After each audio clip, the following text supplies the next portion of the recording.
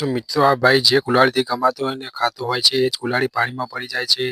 એટલે વિચારે છે કે હવે હું શું કરીશ એમ કહીને પછી ત્યાં ને ત્યાં બેઠો બેઠો એ રોવા લાગે છે અને પછી ત્યાં તો ભગવાનનો માણસ આવે છે અને એ માણસ કહે છે કે શું થયું? ત્યારે પેલો કહે છે કે મારે હું જે કુલાડીથી લાકડા કાપીને ખાતો પીતો અને મારું ઘર ચલાવતો હતો એ આ પાણીમાં પડી ગઈ છે.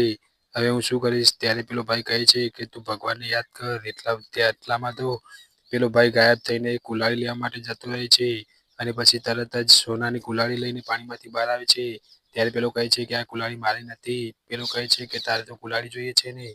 ત્યારે પેલો ફરીથી એની કુલાડી લઈને આવે છે. પછી કહે છે કે અરે ભગવાન, તમે તો મારી કુલાડી પાછી આલી દીધી. પછી એ ભાઈ રાજી થઈ જાય છે અને પછી શું થયું એ જોતા પહેલા આ લક્ષ્મીમાંનો ફોટો જોઈને ચેનલને લાઈક સબસ્ક્રાઈબ કરી દેજો અને પછી એ ભગવાનનો માણસ આવે છે.